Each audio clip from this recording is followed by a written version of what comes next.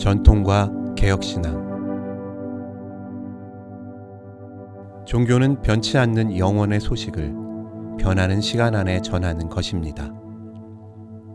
변치 않는 하느님의 말씀을 이미 변해진, 지금도 변해가고 있는 인간 세계에 증언하는 것입니다. 그러므로 그 사신의 내용은 변하지 않지만 그 형태는 똑같지 않습니다. 우리의 신학은 이 변치 않는 하느님의 말씀을 변하는 어느 국한된 세대에게 설명하는 메신저입니다. 그 시대적 의복을 입어야 하는 제약된 학문입니다. 따라서 신학의 본질적인 것은 변치 않지만 그 양식과 형은 변하는 것입니다. 인간은 과거의 유산을 그대로 보유하려는 의욕과 새 것을 배우려는 의욕 두 가지를 다 갖고 있습니다. 과거의 유산을 미천으로 하여 더 좋은 미래를 쟁취하려는 노력이 곧 현재인 것입니다. 그러므로 인간은 정지 상태에 머물 수 없습니다. 인간은 역사 안에서 역사를 배우고 역사를 이어가면서 동시에 새 역사를 창조하는 존재입니다. 그는 역사적인 과거에서 완전히 유리될 수 없습니다. 그럴 필요도 없습니다. 인간은 좋든 굳든 과거의 유산을 계승하지 않을 수 없습니다. 성경을 보십시오. 그것은 4000년래 구전으로, 문서로 전지전승한 전통의 산물입니다. 그리스도를 보십시오. 그는 2000년 전 인물입니다. 그러나 끈덕진 사도 전승에 의하여 지금도 동시대 인물같이 우리 가운데에 계십니다. 다만 사상적 전승만이 아니라 현존한 산인격으로 우리와 같이 계십니다. 그것은 성령의 내주와 내증으로 가능하게 되는 것입니다. 좀 더 살을 붙여 말씀드리겠습니다. 인간은 전통에 집거할 수는 없습니다. 새 것을 진취해야 하겠기 때문입니다. 그러면 이미 고정된 책인 성경이 갑자기 변해서 딴 책이 되어야 할 것입니까? 2000년 전 역사적 인물이 지금 같은 역사를 되풀이할 수가 있겠습니까? 그러나 하느님은 변치 않으시니 하느님 말씀인 성경도 변할 수 없지 않겠느냐? 따라서 성경은 1.1획도 틀릴 수 없는 아주 고정된 하늘의 권위다 합니다. 이것이 소위 근본주의의 입장이라 하겠습니다. 요한복음 19장 22절에 있는 빌라도의 말과 같이 나의 쓸 것을 썼다. 1.1획도 고쳐 쓸 수 없다는 것입니다. 쓰여진 것이 딴 글자로 변할 수도 없고 변하게 할 마술도 없다는 것입니다. 어느 누구도 성경을 고쳐 쓰거나 다시 편집하자는 것은 아닙니다. 다만 성경 해석의 자유를 허용하라는 것뿐입니다. 사실 근본주의자들은 성경 문자 무호서를 고집합니다. 그러나 그것은 성경 해석의 한 방법에 불과한 상대적인 것입니다. 그럼에도 불구하고 그 자기들의 해석까지 절대화합니다. 자기들의 해석을 절대화함으로 성경과 동등의 권위를 확보하려는 것입니다. 그것은 성경을 우상화하는 행동입니다. 우리는 성경의 같은 문구를 다시 읽습니다. 그러나 그 같은 문구에서 새로운 깨달음과 의미와 경고 또는 권면을 받습니다.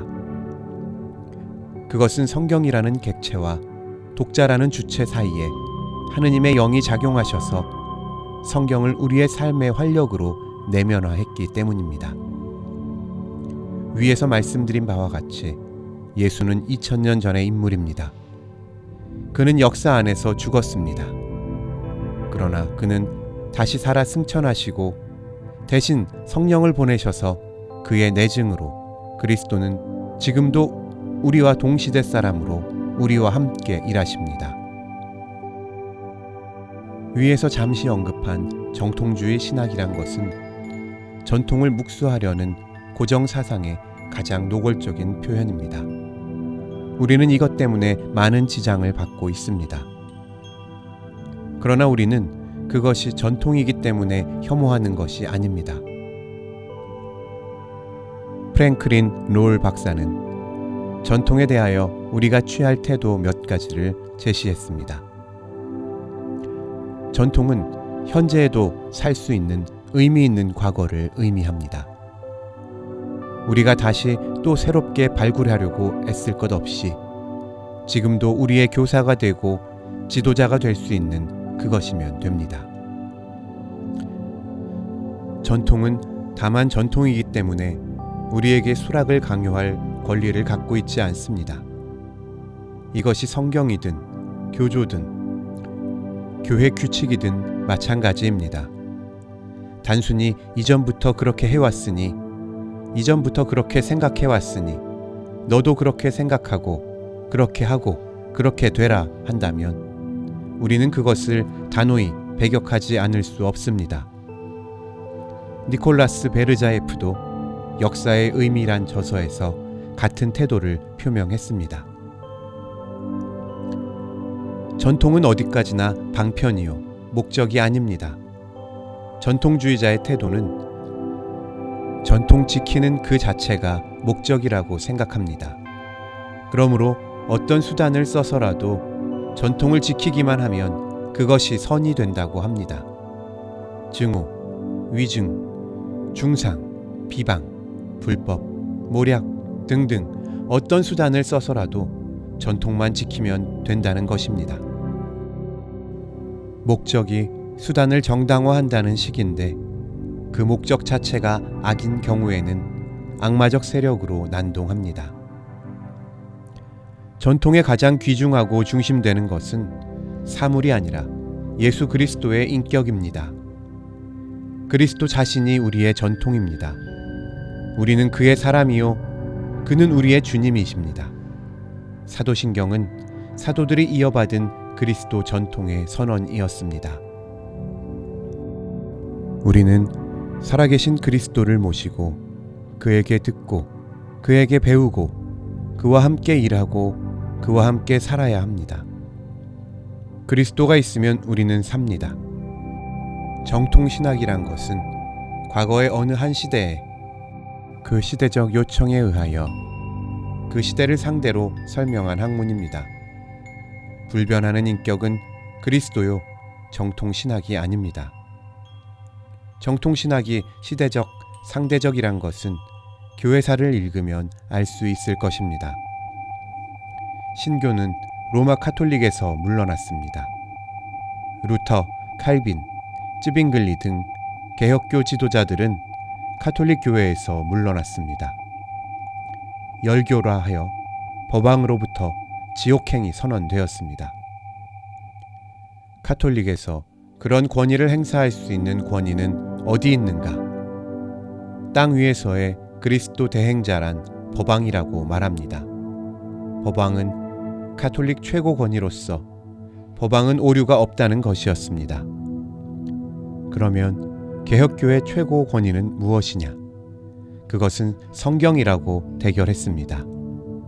그런데 최고 권위인 성경에 오류가 있다고 한다면 그 권위가 허물어질 것이라고 생각했습니다. 그러니까 성경은 1.1획도 틀린 것 없는 하느님의 말씀이라고 선언했습니다. 이것은 진지한 성경 연구라기보다도 시대적 요청에 적응한 것이었습니다. 그러나 문예부흥 이후 비판하기 성하면서 성경도 비판의 대상이 되었습니다. 본문 비판, 역사 비판 등을 거쳐가는 가운데서 성경은 상대화했습니다. 그것은 이제 기정사실이 됐습니다. 그러나 살아계신 그리스도 안에 성경이 섭취되면서 성경은 그리스도 자신의 피와 살이 되었습니다. 그래서 인간화되고 그리스도화되고 산 생명 기록이 되었습니다. 이제는 성경이 죽은 문서 기록이 아니고 산 생명책이 되었습니다. 성경이 그리스도 안에서 정리되고 정화되고 살리는 하느님 말씀이 되었습니다. 본문 비평, 역사 비판 등은 성경 파괴 작업이 아니고 성경 정화 운동이었습니다. 그래서 거룩을 위한 허위가 물러갔습니다. 한국 교회가 이 하느님의 성경 정화 경륜에 이해와 순종으로 대하지 못한다면 게으르고 악한 종이라 불리울까 두렵습니다.